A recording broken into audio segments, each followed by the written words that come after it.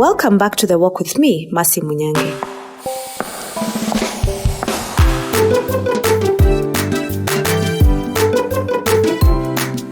Today's episode, we have a guest, Johnson. Welcome to The Walk, Johnson. Please take us through your career journey.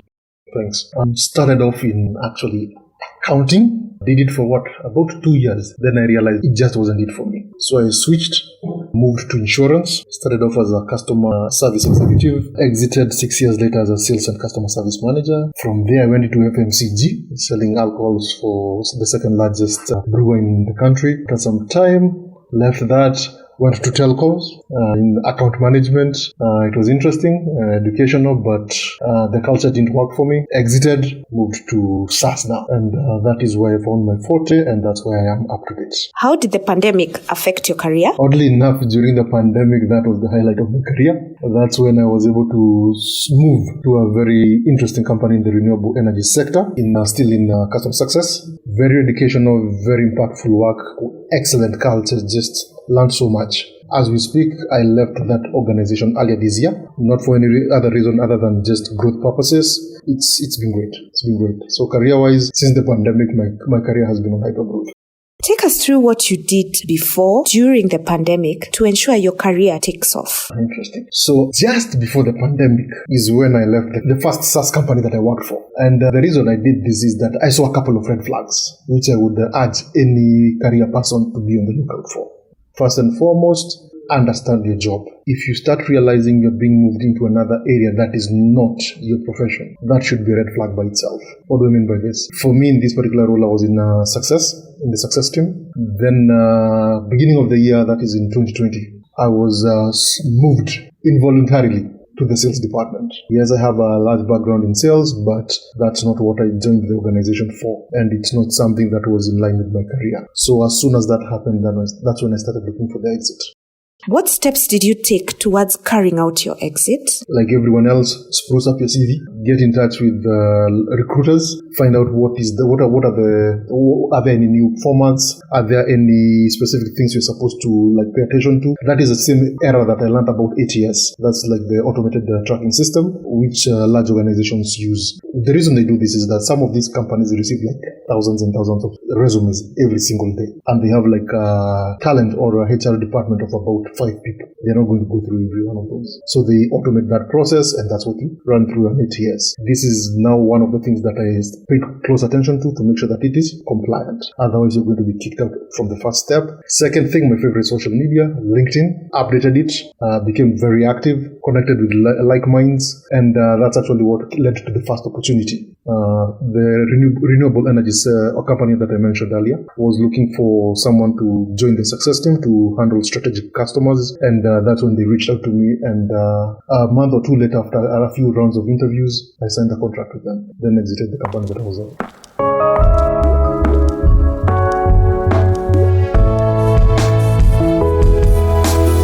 Tell us what it takes to land a job online.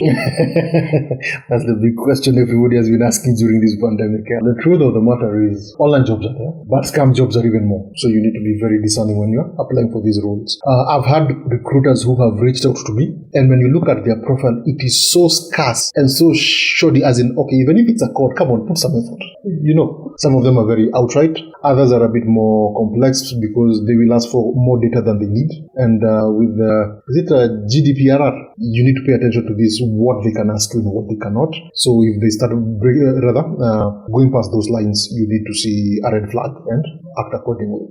So one of the key things that I did was, for the regions that you're okay, it's a remote job, but it has to be domiciled somewhere. So is it in the US? Is it in Europe? Is it in Australia? Whichever. First and foremost, the time zones, do they work for you? If not, you may want to reconsider the kind of organization that you're applying to, the job that you're applying for. Do not sell yourself short. I know sometimes you may feel a bit of, okay, am I at that level? But if you know that you are, do not sell yourself short. If you're, let's say, you're at the middle level management, do not go for a lesser post. Because usually the way I see them working is that they won't say, this is a good deal. They'll be like, why? Why are you accepting a lower role with the lower benefits? Right? So chances are they're going to look for someone who they feel is actually worth that particular package. The other thing is LinkedIn. reach out to people who, whether they're in that organization or left in similar roles, to find out about the culture. Because for a guy like me, culture is a very big thing over the past few years. I've done serious amounts if I felt that the culture did not align with what I'm looking for. At my age, I really have very little patience for people, and I'd rather not put myself in an environment where I'll be explosive. So if you're going to work, let's work like professionals. So how did you interview for an online job and also negotiate your salary? Fortunately, due to some regions and the legislation there, some have to disclose what the role is offering. So you'll find like $40,000 to maybe $80,000. Some will ask you what you expect. I urge you, do not overshoot and do not undershoot. So how do you find out what is being paid in that particular region? Sites like Glassdoor will help you with this. So you pay attention to the kind of reviews that have been. Oh yeah, also about the companies being whether you can trust that company. Glassdoor is a really, really valuable resource. You have current and former employees of that company who will leave reviews there, and usually these are usually very good indicators whether this is a company you want to work for or it's not. So I would urge you, open an account at Glassdoor so that you're able to access any of these resources and any of these companies. So it's up to you to do like your assessment. Does this make sense? Is there a consistent theme in what these people are saying? And it's up to you now to make the final decision. What advice would you give the younger people looking for jobs online? There's this particular feature in LinkedIn. It's very underrated, but I find it very valuable. It shows you the median period employees stay at a company. So if you join a company and you see the medium lifespan of an employee is 6 months, that should tell you something. If you see one that the benefits are really good from the reviews on someone like Glassdoor, then you see like people staying there like 4 or 5 years.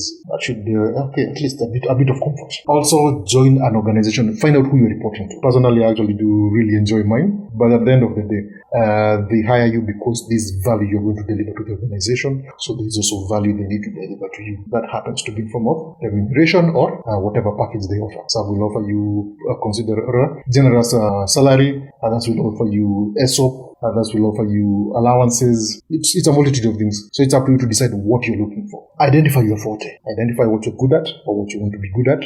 Find a mentor who will be very, very, someone who actually understands what they're saying, because don't sell yourself short. Chances, there's also a slim, not a none, but also a chance that you actually were as good as you thought you were. But they had either their own predisposition, find what it is that you want to do, find a mentor, and before any interview, be over-prepared.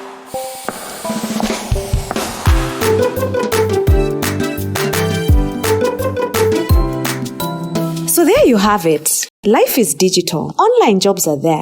Treat it with utmost respect, just as you would. Thank you, Johnson, for joining us. This has been episode 9 of The Walk with me, Masi Munyange.